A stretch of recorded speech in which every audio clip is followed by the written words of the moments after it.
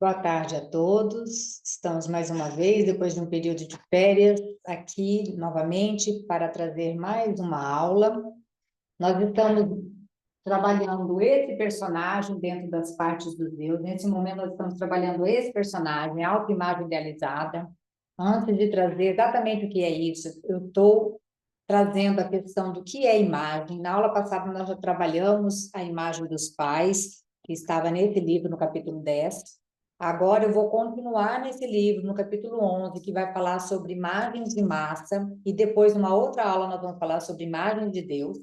Então, nessa aula hoje, nós vamos falar sobre imagens de massa. Nos primeiros 3 slides, eu vou dar um por cima do que é imagem, lembrando do que é imagem, tá? E eu vou deixar na descrição, esses primeiros 3 slides estão na palestra 41. Existem 4 palestras que falam de imagem, a palestra 38, 39, 40 e 41. Mas eu peguei só algumas coisas do item 41, porque nesse livro está mais definido o que é imagem, ok? Vamos lá. Então, como eu falei, imagem de massa. Vou colocar isso aqui um pouquinho mais para cima. Do livro Caminho para o Eu Real, capítulo 11, parte 1, porque a parte 2, que vai ser a aula que vem, nós vamos falar sobre imagem de Deus. Então, aqui um resumo de imagens da palestra 41, tá? Em um momento de sua infância, vocês tiveram uma experiência, um choque. Mas um choque também pode acontecer com a descoberta gradual de que as coisas são o contrário de suas expectativas mais queridas e estimadas. Então, o que ele quer dizer aqui?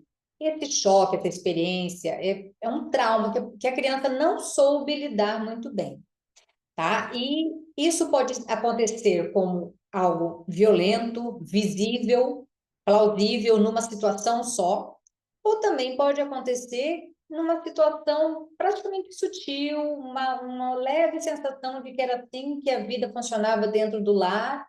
Então, não fica muito claro no exterior, mas isso também traz uma experiência, um choque que ficou mal trabalhado dentro daquela criança. E aí, quando uma criança descobre que os seus conceitos aceitos até então pelos seus pais ou sobre o mundo não são verdadeiros, perde a segurança e fica amedrontada. Aqui, o que ele quer dizer? A criança, ela tem uma necessidade muito grande de se sentir segura no mundo. Não uma segurança contra ladrões. Isso também, ladrões, pessoas que vão nos machucar, mas é muito mais do que isso. Ela precisa sentir como que ela deve se comportar, como que ela deve, quais são as regras e como que eu devo me portar, quais são as consequências caso eu não me importe dessa forma. Então, ela vai sentindo tudo isso dentro do lar. E à medida que ela vai percebendo dentro do seu cérebro que também está em formação, então ela percebe de uma forma meio diferenciada, não necessariamente baseada na realidade, mas também porque os pais também são imperfeitos, às vezes ela começa a perceber que a vida, como ela tinha entendido que funcionava, começa a não ser daquele jeito. E isso para a criança é uma dor muito grande. Ela se sente insegura, ela não sabe mais como se portar e caminhar no mundo. Então, isso também é um trauma, isso também é um choque. Então, nós precisamos validar a insegurança que quando éramos crianças, nós sentimos em vários momentos da nossa vida e que hoje, até hoje, nós trazemos para a nossa realidade. Então, aqui.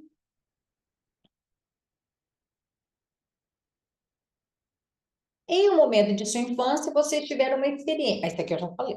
Peraí. Por um lado, essa experiência, né, empurra esse conhecimento de que a vida não é da forma com que a pessoa tinha entendido, que a criança tinha entendido. Então, por um lado, empurra esse conhecimento para o seu inconsciente por ser desagradável se sentir culpada principalmente porque ela vai julgar os pais, porque ela tem necessidade que os pais sejam perfeitos. Nós já falamos isso na palestra passada. E quando ela começa a perceber que os pais não são perfeitos ou os pais não sabem tudo, ela se sente culpada de como assim meus pais não são perfeitos. E isso também causa uma dor muito grande para a criança. Então, por um lado, ela empurra esse conhecimento para o seu inconsciente. E, por outro lado, ela cria mecanismos de defesa contra essa ameaça. Lembrando que os mecanismos de defesa é o problema que nós trazemos para a nossa fase adulta em todos os relacionamentos. Então, o problema não foi ter tido uma situação dolorosa, mas sim a gente não ter sabido lidar com ela naquele momento e criar mecanismos de defesa que a gente traz até hoje. Por quê? Porque todas as crianças tendem a generalizar e projetam a sua experiência a todas as outras alternativas, pois seus pais são seu mundo, seu universo. Então, lembrando que imagem, é como o nome diz, o guia deu esse nome de imagem, que é como algo, que tudo na vida é fluido, tudo na vida é movimento. Deixa eu olhar para vocês. Tudo na vida é fluido, tudo é movimento, então algo está acontecendo. Quando há um choque, é como se fosse uma foto e algo fica estático, parado. Tudo que não tem movimento é falta de vida. Então, por isso que ele quis dar esse nome de imagem, porque algo ficou congelado na sua psique, na sua vida.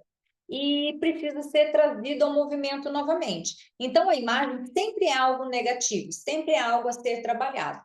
Quais são as duas questões básicas da imagem? Nós vamos trazer aqui. Espera aí, deixa eu compartilhar de novo com vocês, porque eu acho que no próximo slide ele aparece. Aqui. Então, qual é o problema da imagem, que são conclusões errôneas? São essas duas questões, ó, a generalização e o mecanismo de defesa, tá? Generalização por quê? Porque como a criança tende a generalizar que aconteceu isso dessa forma, vai acontecer dessa forma em todas as outras formas. Então, não. Nem todas as pessoas têm as mesmas falhas que seus pais. Nem todas as condições de vida são semelhantes à que ela vivenciou. Então, a generalização de algo que aconteceu é um erro. E dois, o mecanismo de defesa. Porque não é verdade que a gente não consegue lidar com a dor.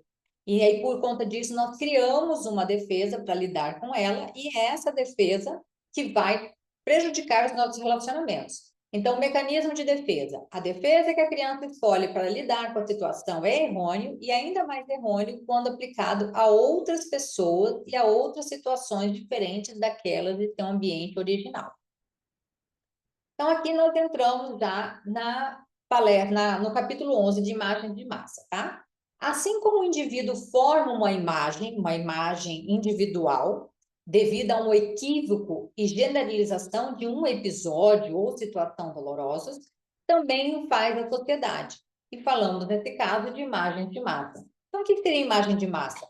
Eu tenho uma imagem particular, a pessoa do meu lado tem uma imagem muito parecida ou igual, aquela está à minha frente, a mesma coisa, um grupo de pessoas que me acompanham tem o mesmo tipo de imagem. Então, isso se chama imagem de massa, é uma imagem coletiva. Toda cultura, toda civilização, toda era tem suas imagens de massa específicas. Algumas dessas imagens estão relacionadas a um determinado período histórico, sendo resultado de condições deste período. E elas mudam à medida que mudam as circunstâncias externas e na medida em que a sociedade amadurece o suficiente para se livrar dessas imagens de massa específica.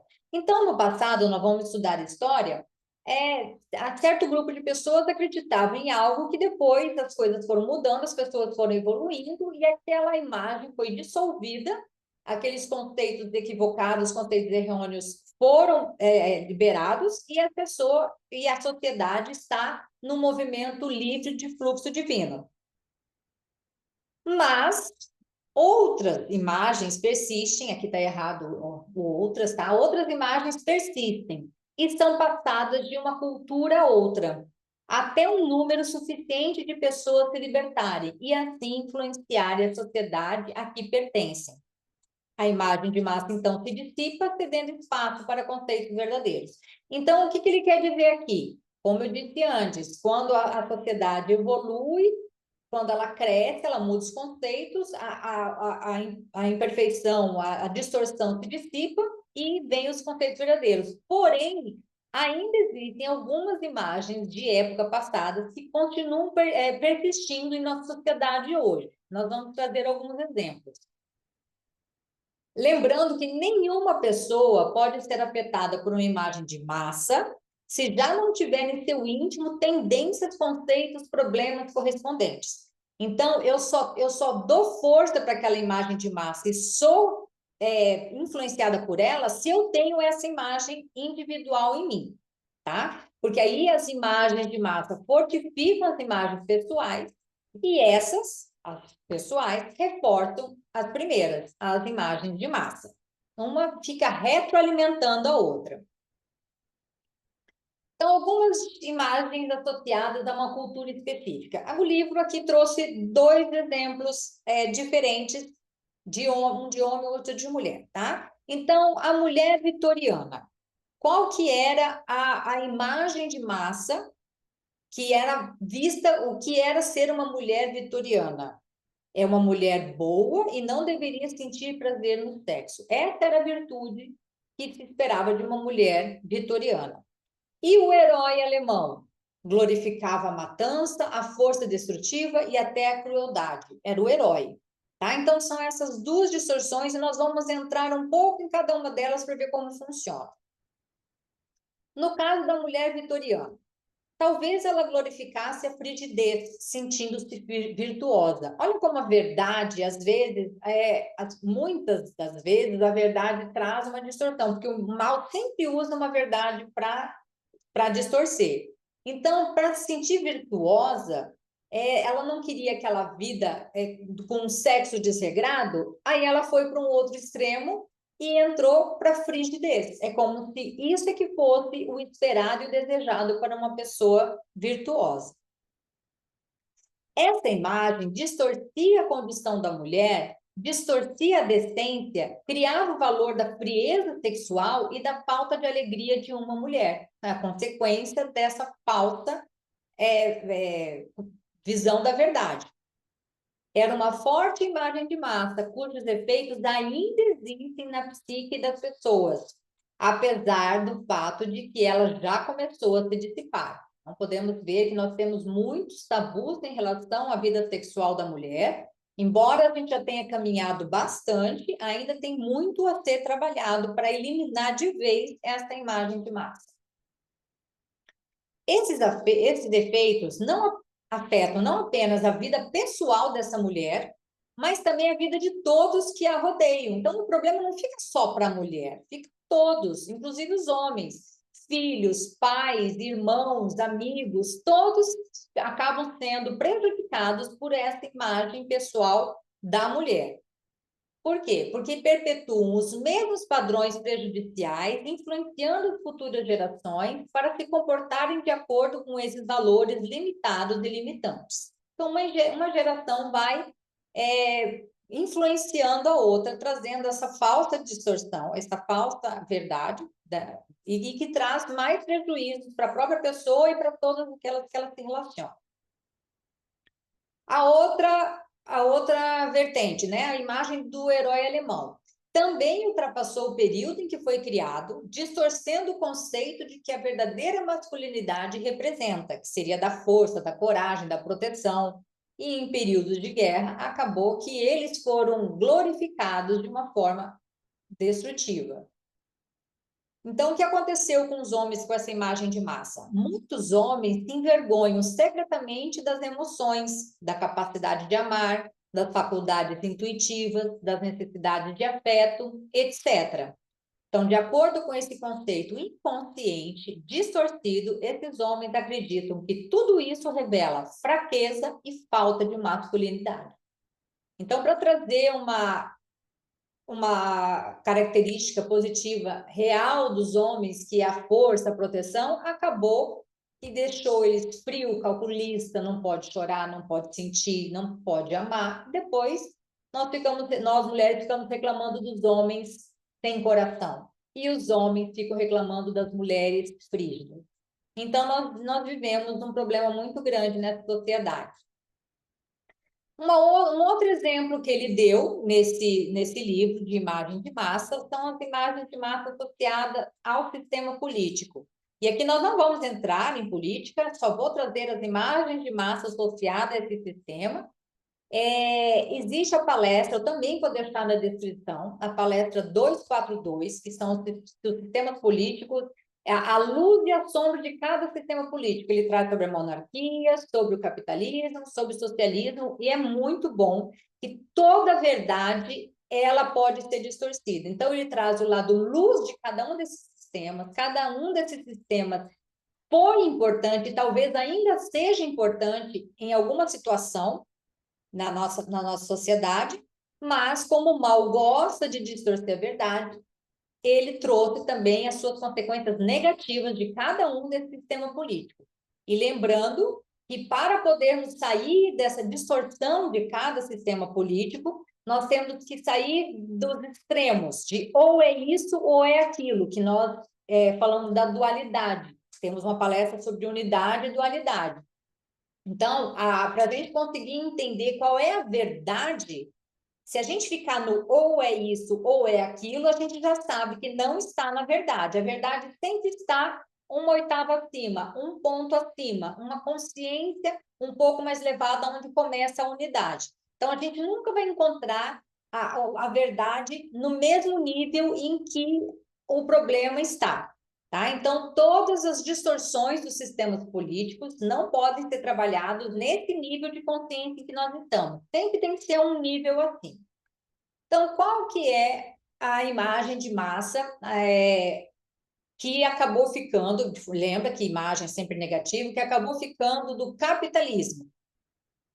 A riqueza é uma virtude e sinal de sucesso, e por isso a sua falta é o fracasso e a fraqueza. Então, aqui, o valor deixa de ser do ser humano e sim das posses e riquezas que esse ser humano tem. E se ele não tem riqueza e posse, ele é um fracassado, fraco, ele não tem valor. Né? Esse é a distorção do capitalismo. E qual é a distorção do socialismo?